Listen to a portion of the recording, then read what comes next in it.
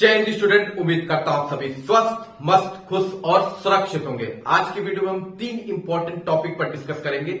Video री exam को लेके शिफ्ट 1, शिफ्ट 2, शिफ्ट 3 को लेके काफी क्वेश्चन है बच्चों के।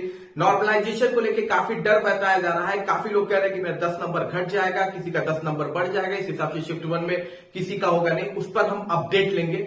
इसके अलावा मुख्य सेविका की कोर्ट अपडेट लेंगे कि क्या कोर्ट में हो रहा है, केस हो भी रहा है, चल भी रहा है कि नहीं चल रहा है, आगे करना क्या है। इसके अलावा जनवरी में कौन से 2 रिजल्ट डिक्लेयर हो सकते हैं, उस पर अपडेट लेंगे। उससे पहले चैनल पर जो नए हैं, चैनल को लाइक और सब्सक्राइब जरूर कीजिएगा। चले चलते हैं वीडियो की ओर। तो सबसे पहले बात कर लेते हैं कि इस महीने कौन से 2 रिजल्ट आने की संभावना है। तो उसमें सबसे पहला है कंबाइंड टेक। कंबाइंड टेक जो 2016 की भर्ती थी, वो का फाइनल रिजल्ट आपको जनवरी में देखने को मिलेगा। और इसके अलावा जूनियर असिस्टेंट 1262 का आपको रिजल्ट जनवरी में देखने को मिल सकता है। और ये लगभग लास्ट वीक ऑफ जनवरी में आएंगे। खासकर चांसेस ज्यादा है कि 29, 30, 31 के बीच में आपको देखने को मिले। इसके अलावा जूनियर इंजीनियर का जो रिजल्ट है वो अगले महीने फरवरी में आपको देखने को मिलेगा। फरवरी में ये रिजल्ट देखने को मिलेगा। लेकिन जूनियर इंजीनियर की जो भर्ती है वो इसी महीने आपको कभी भी देखने को मिल सकती है। कभी भी एनी टाइम जूनियर इंजीनियर की भर्ती आपको देखने को मिल सकती है। सैटरडे से पहले या सैटरडे इस हफ्ते आपको कभी भी ये देखने को मिल जाएगा कि इसकी रिक्रूटमेंट आ गई है। तो ये जनवरी में 2 चीज, ये 3 चीज आपकी होनी है। इसके अलावा एक बड़ा इंपॉर्टेंट अपडेट वीडियो री एग्जाम को लेके बहुत से बच्चों का मैसेज आया था। नॉर्मलाइजेशन को लेके डर है। पहले तो ये था कि नॉर्मलाइजेशन नहीं होगा। मैंने पहले भी आपसे कहा था कि कोई भी एग्जाम शिफ्ट में कंडक्ट होता है तो उसमें नॉर्मलाइजेशन होता है। लेकिन अब नॉर्मलाइजेशन का डर बैठा है, एकदम डर हो गया है कि लोगों के दिमाग में है कि भैया जो शिफ्ट 1 में है, मतलब शिफ्ट 1 में जो बैठ गए हैं वो तो एकदम से गुनाह कर दिए हैं, ऐसा लग रहा है। बच्चों के दिमाग में भर गया। मैसेज आ रहा है कि सर मेरा तो 112 नंबर है, मेरा 10 नंबर घट जाएगा, मेरा 102 हो जाएगा, तो मेरा सिलेक्शन कैसे होगा। और जो इसका 100 नंबर है उसका 10 नंबर बढ़ जाएगा और वो सिलेक्टेड हो जाएगा। तो देखिए नॉर्मलाइजेशन ऐसे होता ही नहीं है, ठीक है। या तो नॉर्मलाइजेशन आपको एग्जैक्ट पता नहीं है। हालांकि मैंने इस पर एक वीडियो बहुत पहले बनाई थी कि नॉर्मलाइजेशन कैसे होता है। देखिए मैं यहां समझा रहा हूं, समझ जाओ और सारे क्वेश्चन का आंसर तुमको मिल जाएगा। नॉर्मलाइजेशन 2 तरीके के होते हैं। एक टाइप 1 होता है, एक टाइप 2 होता है। टाइप 1 होता है जिसमें एक्यूरेसी देखी जाती है, एक्यूरेसी, ठीक है, जिसमें एक्यूरेसी बड़ी इंपॉर्टेंट चीज होती है जो चेंज करती है नॉर्मलाइजेशन को। टाइप 1 वाले में ये ज्यादातर एसएससी, आरआरबी के कुछ पेपर में देखने को मिलता है।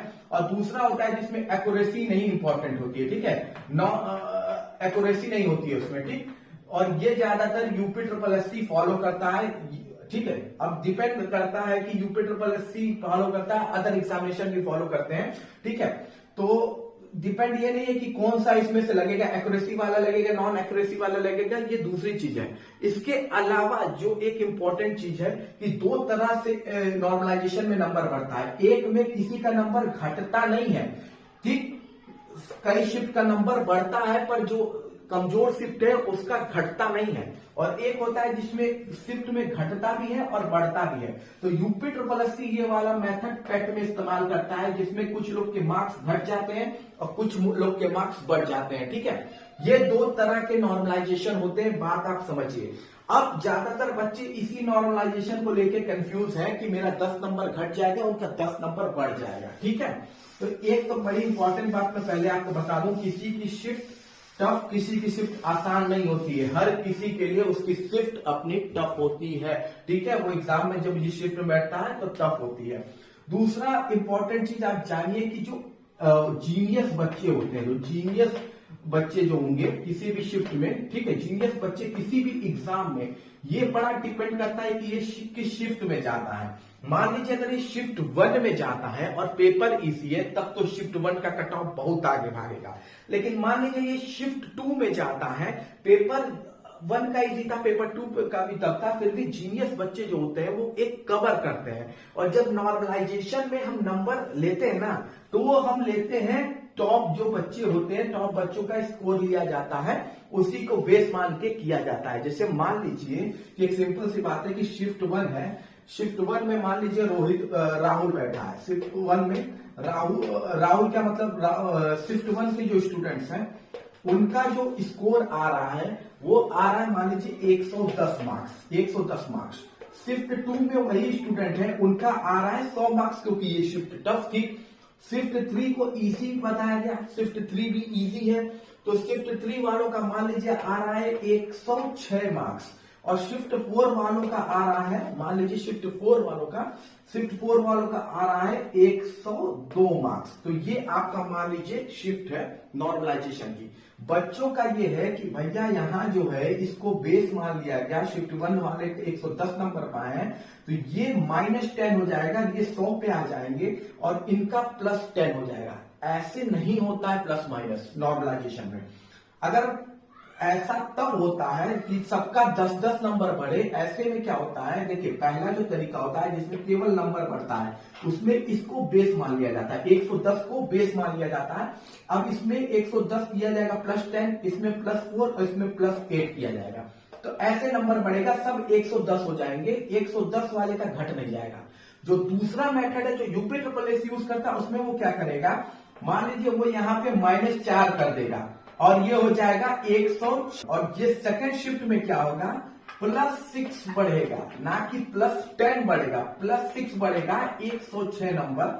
शिफ्ट 3 में क्या होगा, कोई चेंजिंग नहीं आएगी, क्योंकि नो चेंज होगा, क्योंकि ये ऑलरेडी 106 पर है। और शिफ्ट 4 में क्या होगा, +4 किया जाएगा 106।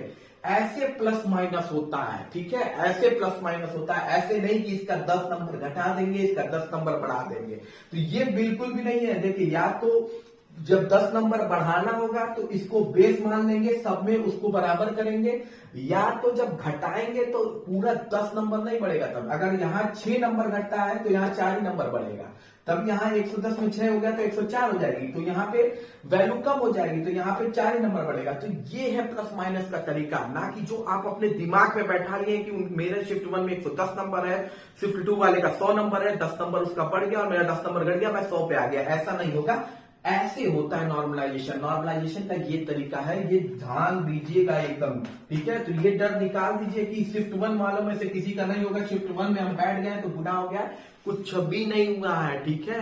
शिफ्ट 1 में भी सिलेक्शन होगा, 2 में भी होगा, 3 में भी होगा, 4 में भी होगा, सब में कैंडिडेट सेलेक्ट होंगे।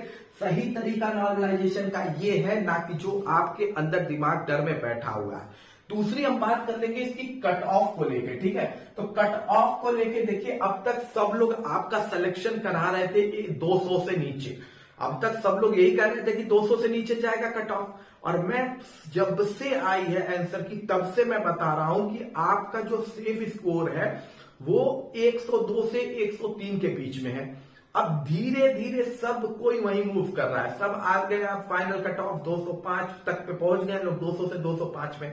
मैं आपसे क्या कहा था कि अनरिजर्व कैटेगरी का जो सेफ स्कोर है, ठीक है, काफी लोग मुझसे पूछ रहे थे कि सर कि ये डीबी का वो है, मैं कहा ये सेफ है भैया, चाहे इतना माए हो तुम फाइनल कट ऑफ में भी सेलेक्ट होगे और डीबी में भी सेलेक्ट होगे, ठीक है। तो फाइनल कट ऑफ ही मान के चलो इसको, तुम 102 से 103 क्वेश्चन तुम्हारे सही हैं। तो ये बात मैं स्टार्टिंग से कहता आ रहा हूं, मैंने अपने कट ऑफ में कोई चेंजिंग नहीं की है, 102 से 103 है, तो आप सेफ हैं, आपका बिल्कुल होने की तैयारी है। ओबीसी में अगर आप 100 से 101 क्वेश्चन किए हैं तो बिल्कुल आप सेफ जोन में हैं। एससी में अगर आप 90 से 91 क्वेश्चन किए हैं और फीमेल कैटेगरी में आप 96 से 97 क्वेश्चन किए हैं, तो आप बिल्कुल सेफ जोन में हैं, ठीक है। इसके अलावा बात कर लेते हैं तो एसटी कैटेगरी की भी अगर आप बात कीजिए शेड्यूल ट्राइब में, तो शेड्यूल ट्राइब में भी आपका लगभग 87 से 88 क्वेश्चन अगर सही है, 87 से 88 क्वेश्चन अगर आपके सही हैं, तो आप बिल्कुल सेफ जोन में हैं। और एक्स सर्विसमैन की माने तो जो एक्स सर्विसमैन होते हैं, ठीक है, उनका जो कट ऑफ है वो 79 से 80 के बीच में रहेगा, 79 से। तो ये आपका सेफ जोन है और ये मैं शुरू से बताता आ रहा हूं। पहले सब लोग आपसे कह रहे थे कि 200 से नीचे में आपका सिलेक्शन हो जाएगा फाइनल, लेकिन अब सब लोग आ गए हैं 205 में, और मैं आपको ऑलरेडी वो चीज बता रहा हूं शुरू से कि ये आपका सेफ स्कोर है, ठीक। बाकी देखिए, टेंशन मत लीजिए, आप फोकस ये कीजिए कि हमारा रिजल्ट कैसे आ जाए समय पे। मेन इंपॉर्टेंट अभी ये है, कट ऑफ वट ऑफ कोई काम नहीं आएगा जब तक रिजल्ट नहीं आएगा। तो हमें अभी एक होना है, क्योंकि 20 को एकदम चांस आपके रिजल्ट के है नहीं, तो थोड़ा ऐसा यूनाइट होके हमें रिजल्ट पर काम करना है। बाकी कट ऑफ तो आता ही रहेगा, रिजल्ट बहुत इंपॉर्टेंट है पहले आना। अब हम बात कर लेते हैं अगली इंपॉर्टेंट अपडेट की कि मुख्य सेविका का क्या भैया 18 जनवरी को कोर्ट अपडेट क्या है। तो देखिए, कल मैंने आपको कमिटी पोस्ट में बता दिया था, आप लोग जो मुझे फॉलो करता हो, मेरी पोस्ट चेक किया होगा, उसे पता होगा कि मुख्य सेविका का केस ही नहीं लगा कोर्ट में। 18 जनवरी को सुनवाई होनी है, पर उसका केस ही नहीं लगाया गया था कोर्ट में। हिस्ट्री में कहीं भी उनका केस था ही नहीं। तो अब लगता है फिर अगली डेट, यही है ना, तारीख पर तारीख ही मिलेगी। एक बार कोर्ट में चला गया आपका केस तो 18 को भी फिलहाल अभी तक कोई सुनवाई की चांसेस है ही नहीं। फिर आपको देखिए अगली तारीख क्या मिलती है, वो मैं कम्युनिटी में पोस्ट कर दूंगा। अब हमारे पास कार्य करने को कुछ चीजें रह गई हैं। अब जरा सा मुख्य सेविका की बच्चियां यूनाइट हो जाए, थोड़ा सा यूनाइट होइए, एक डेट फिक्स कीजिए जहां कुछ अमाउंट में बच्चे इकट्ठा हो सके और आप जाके सीजे सचिव जी से मिलिए।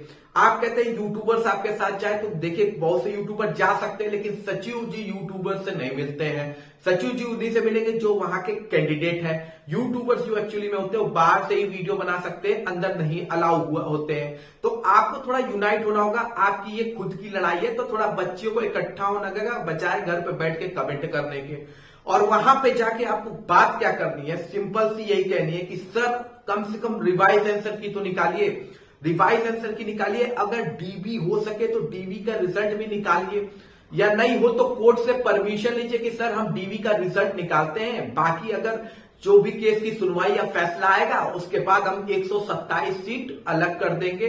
डीबी में वैसे भी एक्स्ट्रा बच्चों को बुलाया जाता है, तो कोई इसमें इश्यू है नहीं, डीबी कंडक्ट कराई जा सकती है। तो आपको बस इतना सचिव जी से कहना है, सर रिवाइज आंसर की स्टे नहीं है, रिवाइज आंसर की डिक्लेयर कर दीजिए। डीवी आप रिक्वेस्ट कर सकते हैं, क्योंकि अगर चाहे तो यूपीट्रिपलएससी चाहे तो डीबी का रिजल्ट रिक्वेस्ट करके कोर्ट से बात करके डिक्लेयर करा सकता है, ठीक है। बाकी जो ये कह सकता है कि भाई केस ऐसे चलते रहेगा, सर जो भी फैसला आएगा उस हिसाब से हम 127 सीट वो कर देंगे। कम से कम इससे आपका डीवी भी तो हो जाएगा, फाइनल में जाके कुछ होना होगा जो होगा, ठीक है। या फिर आयोग ये भी चाहे तो अपना केस करवा सकता है जल्द से जल्द, ठीक है, ऐसा नहीं है, कंडक्ट करवा सकता है जल्द से जल्द, ठीक है। हालांकि आयोग चाहता तो 127 सीट दे के ये केस ही रफा दफा कर देता, लेकिन खैर जो बात है, अगर आयोग चाहे तो अपने केस को तुरंत सुनवाई भी कर सकता है। तो अब यही चीजें हैं, तो आप लोग को थोड़ा यूनाइट होना होगा, थोड़ा सा एकता दिखानी होगी। अभी तक 3-4 बच्चों से ज्यादा एक बार भी मुख्य सेविका में बच्चे इकट्ठा नहीं हुए, ये फैक्ट है। तो थोड़ा इकट्ठा होइए और एक साथ जाके लखनऊ में बात कीजिए। और कुछ बच्चे जो गोरखपुर के आसपास है वो कॉन्टिन्यूअस हर संडे एक बार, जब भी आपको समय मिले तो संडे को जनता दरबार में अवश्य जाइए, ठीक है। बाकी कोई भी क्वेश्चन है तो कमेंट बॉक्स में पूछिएगा। मिलते हैं अगली वीडियो में। जय हिंद, जय भारत।